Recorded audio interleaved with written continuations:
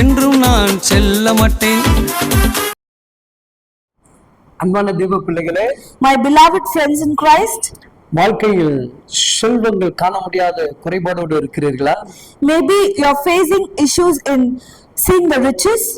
தேவன் சொல்லுகிறார், The Lord is saying, வானமும் பூமியும் என்னுடையது, the heaven and earth is mine, அதை நிறைவோடு நான் வைத்திருக்கிறேன் என்று கர்த்தர் சொல்லுகிறார். I have fulfilled it, the Lord is saying. சாலமுடைய காலத்தில் வெள்ளியும் பொன்னும் ஒரு பொருட்டாக இல்லை என்று வேதம் சொல்லுகிறது. In Solomon's lifetime, gold and silver was nothing.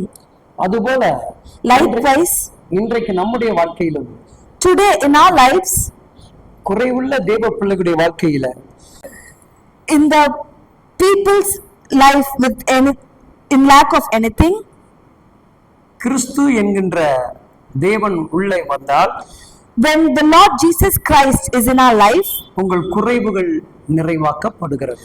all your lackness will come into fulfillment. வெங்கல கதவுகளை உடைக்கிறவர், He is the Lord who breaks the doors.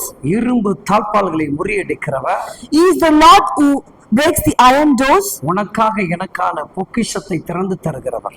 He is the Lord who is going to open the treasures. அதுதான் வேதம் நமக்கு சொல்லுகிறது. That's only the Bible says. பிலிப்பியர் 4:19 இவ்விதமாக சொல்லுகிறது. Philippians chapter 4 verse 19 says, வாசிப்பதை கேட்டு பாருங்கள். listen to the word. என் தேவன் தம்முடைய ஐஸ்வரியத்தின்படி உங்கள் குறைவை எல்லாம் கிறிஸ்து இயேசுவுக்குள் மகிமையிலே நிறைவாக்குவார். And my God will supply every need of yours according to his riches in glory in Christ Jesus. செல்வத்தில் குறைந்துள்ளவர்களே, The people who lack riches, பொருளாதாரத்தில் குறைந்துள்ளவர்களே, those who are suffering without economy, வேதம் சொல்லுகிறது. the Bible says, தேவன் நமக்கு வாக்கு கொடுக்கிறது எப்படிப்பட்ட வாக்குத்தத்தம் தெரியுங்களா? the Lord is promising these words. What he is saying, you know? வெள்ளியும் பொன்னும் என்னுடையது என்று சொல்லுகிறார். The gold and silver is mine, the Lord is saying. நம்மளை புடமிடுகிறது, வெள்ளி பொன்னை புடமிடுகிறதாலே புடமிடுகிறேன்னு சொல்லுகிறார். He is testing the gold and silver. கவனித்து பாருங்கள். So listen carefully. உன்னுடைய குறைவுகள் கிறிஸ்துவினால் தான் நிறைவாக்க முடியும். The Lord is going to fulfill all your lackness. இன்றைக்கு அந்த கிறிஸ்துவை பின்பற்றுங்கள். Today follow the Lord Jesus Christ. அந்த கிறிஸ்துடைய அன்பை ருசி பாருங்கள்.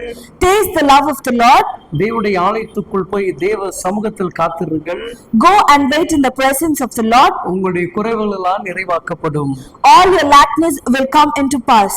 எங்கெல்லாம் இயேசு கிறிஸ்து வந்தாரோ, where and all Jesus Christ came, அங்க எல்லாமே நிறைவாக மாறியது. we can see there was a fulfillment. இன்னைக்கு உங்களுடைய வாழ்க்கையை கர்த்தர் மாற்றுவார். Today the Lord is going to change your life as well. உங்கள் குறைவுகளும் மாற்றப்படும்.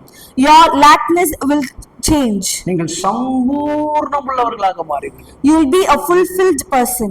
தேவன் தாமே அப்படியே உங்களுக்கு செய்வாராக. The Lord himself will do like this to you. Amen. Amen.